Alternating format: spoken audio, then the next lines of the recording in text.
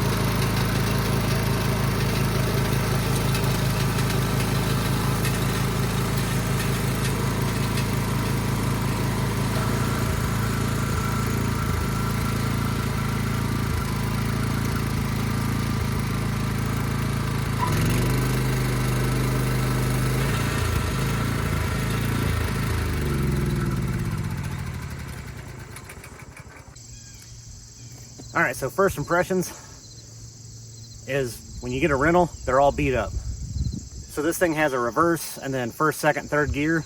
It does not want to stay in any of them. You have to really like play around with the gear selector to get it to hold in. And then when you let go to try to switch, you have to keep engaging the blade. And then if you realize it's not fully in gear, then you got to disengage the blades and then mess with the selector till you know it's in, and then hope it doesn't slip out when you do the other. So I can already tell that's gonna be a fight, but it's at least cutting down what I want. So I'm gonna keep playing with it. It's got a left-right brake for the track so you can kind of steer, but I'm gonna keep playing with it and see how it does. It might be a long weekend of trying to get this done.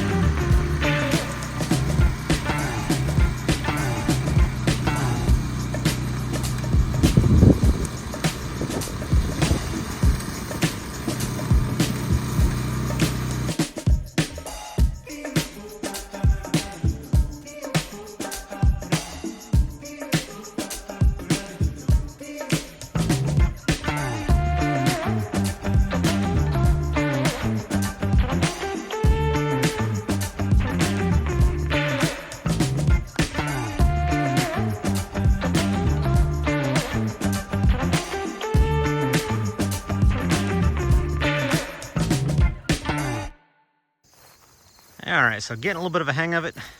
You can see where I've cut in. I also made a loop up around there. But it is cutting through this really thick stuff.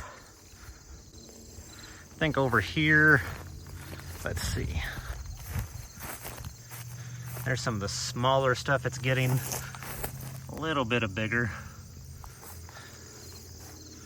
But it's making a dent. It's just going to be slow going.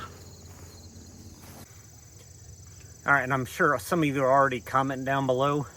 You should have hired someone to bush hog it the first time to knock it down and then see what you're dealing with. I wanted to do that. I tried to do that. Called numerous people. Most wouldn't call me back. The ones that did said they were booked out a month or two. And I didn't really want to rent a tractor and pull through there and mess up a tractor. I already bent something on the trailer, I think. But this was my best option at the moment. I'm gonna knock as much as I can down today and tomorrow, and then we'll evaluate, do I wanna get a walk behind to maintain it? Because if I get a tractor and bush hog, eventually a lot of this is gonna be pasture with goats. So I'm not gonna have that much anyway, so I'll have to debate tractor with a bush hog or flail mower. Of course, if I do flail mower, I need a higher horsepower tractor. So that's a whole nother debate. If any of you are in the hillier mountain kind of areas and have this kind of property, I'd be curious if you ended up with a walk behind or flail mower or just bush hogging and dealing with the hills and got good at not rolling a tractor over. But you can let me know below. I'd be curious what you guys are doing that are experienced at this. But yeah, so this will just be my weekend. And then here in a few, I'm gonna stop and we're gonna haul up to the top of the hill, and Shanna has a project up there to work on.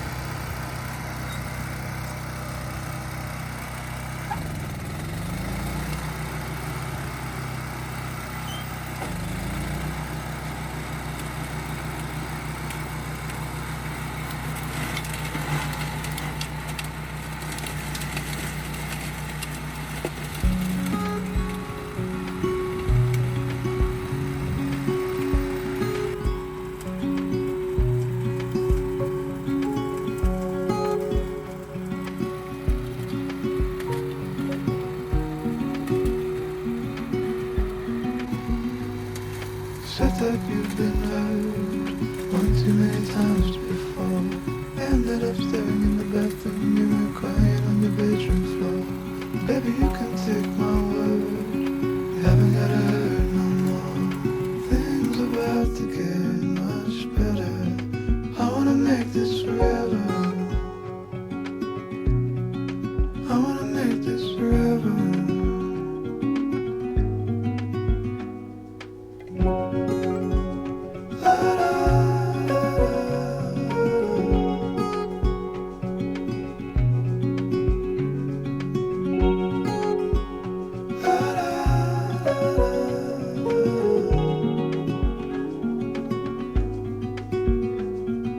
Said that you felt lost 100 times before, going in circles on a one-way street, running till your feet get sore. But I guess you haven't heard, you ain't gotta run no more. Things about to get much better, so I wanna make this forever. I wanna make this forever. I wanna make this forever.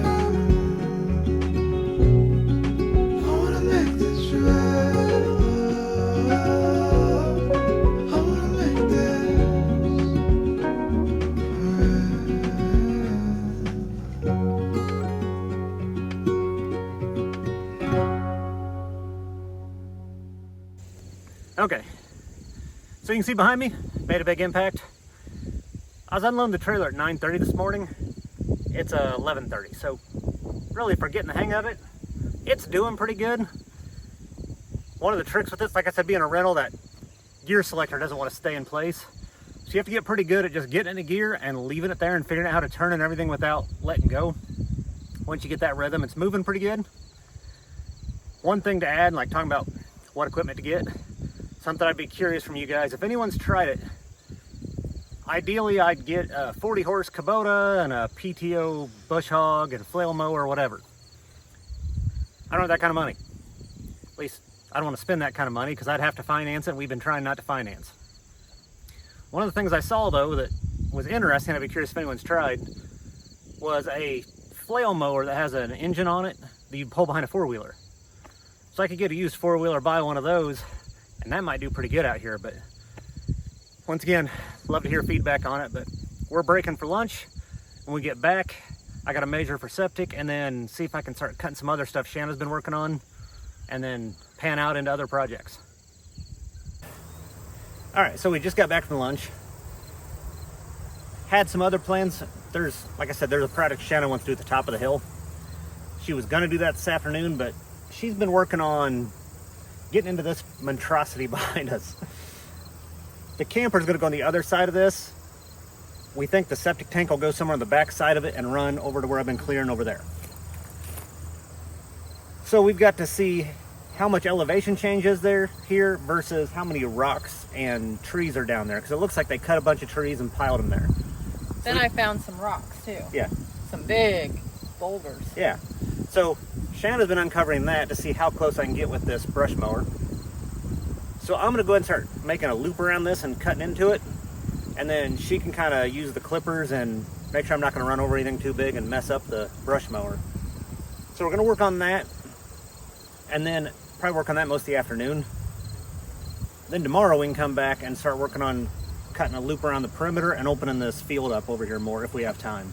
Being a rental equipment, I mean, I picked it up Saturday morning, I take it back Monday morning.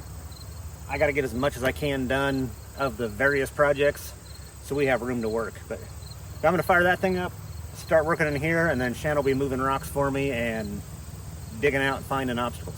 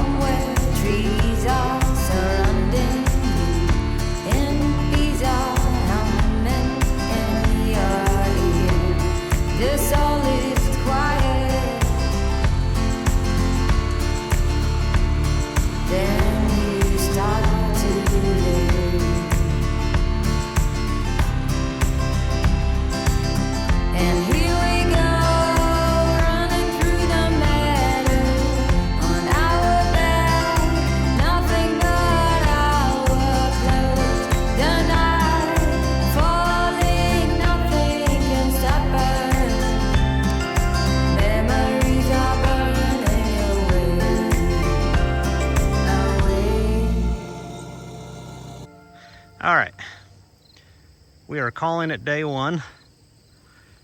You can see, knocked all this down, widened the path where the truck goes up the top. This did come all the way down here, so started knocking a path up in that. If you walk over here, this was out coming past the rock pile, so knocked that down, widened it up around here.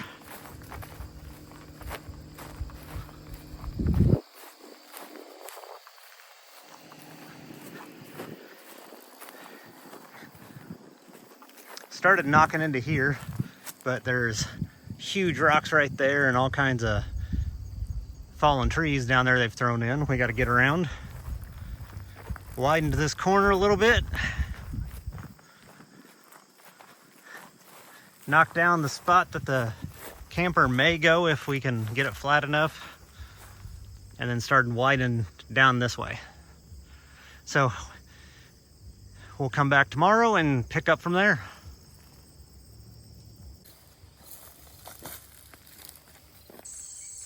All right, so Sunday morning, we're back at the property. A little slow going this morning. Some weirdness going on in the area, so won't get into that. But sick dog, a little weird stuff at the campground, so we got a little bit of a slow start. It's about 10:30. Went ahead and got the brush mower unloaded. I understand this is a pretty long video of just me mowing essentially, so I'm probably not going to film nearly as much today. So right behind me is a potential spot for the camper. We want it to be on the other side of this evergreen Christmas tree thing back here. Shannon just calls it our Christmas tree. Yes, sir. She wants to put lights on that this winter. But we prefer the camper on that side. I'm going to clear both sides out, then I can use my laser level and figure out the grade. If one's too steep, we'll decide which one's easier, but if possible, we'll do the other side. But so for today, I'm going to work around those, and then if I get very far on that, then I'll start working through some more stuff around here. But we're going to go to get to work, and we'll show you what we end up with.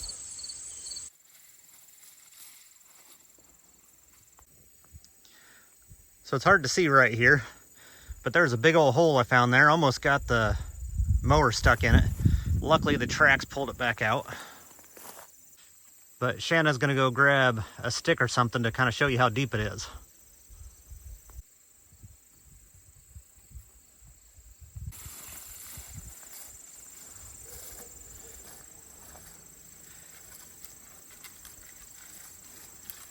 Yeah, it's down there quite a bit. Put the stick next to you. Right here? No, like up next to you so we can see how tall the stick is. So let's see, that's what, mid-thigh to you? Yeah. Because that bend in the stick? Yeah. Yeah, so close to waist deep. Yep. Well, when I went in it just a minute ago, it was down there quite a bit. I wasn't sure how far it went. So basically, whew, yeah, that was a big ridge. Yeah. So a little more than knee deep. I don't know. It looks like it goes at least to there, that way. Probably. Yeah, it starts going down right there. Well, I'm glad I got the brush mower on the slowest speed or it would have been buried there. Yeah. So that might be getting the Milwaukee brush cutter out here and doing that by hand. Yeah. But once we start excavating, we can get dirt to these spots and fill it in. Yeah, because it drops off about right here, so you can't really do that spot right there. Yeah, so the reason this is here even, just over that crest there is like a retention pond. But they didn't give anywhere for the water to go. So then it's just cut its own path down here. It's made its own way.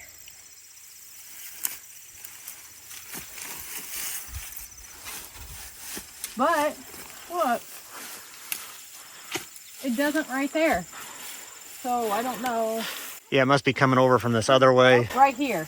So it's this line where the grass is. Well, I'm not going to go any further up there. We'll use the electric brush cutter for that. Yeah. So I'll get this stuff down here the rest of the way. And then we'll go to the other side. Okay. All right, back at it.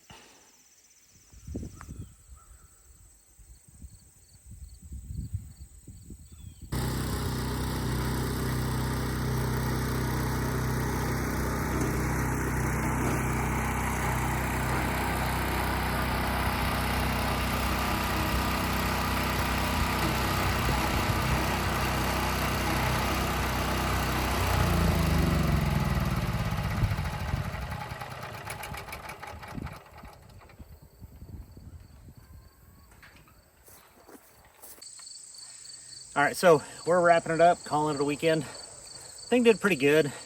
Like I said, being a rental's a little quirky. There's enough divots in here and holes. I mean, we'll fill them in eventually, but for now, I'm not sure I'd want to take a tractor and a bush hog through here. So the 4-wheeler flail mower is looking like a better idea. Still like to try one of the lighter weight walk behinds. This thing was so heavy that if you did start to get down in something, you couldn't really tip it out and kind of manhandle the thing. So the lighter one you might be able to, especially the lighter one was 200 pounds lighter and had wheels instead of tracks. So then you could kind of pivot it back on the wheels and kind of get it out of trouble. So luckily I didn't bury this thing, but I came close a few times. I mean, you saw Shanna was that high into it. But yeah, so pan around, show you what we got done. Got to get this back in the morning. But we're gonna try to get back out here later this week. I got to get my laser level out and start figuring out grades. So that should be the next video, hopefully. I hope. Yeah, anything else? No, I don't think so. Yeah, so we're just working our way forward till we can stay here full time. So hopefully soon. Yep. Cross our fingers. Yeah. But other than that, we'll call it a day and see you guys in the next one. See ya. Bye.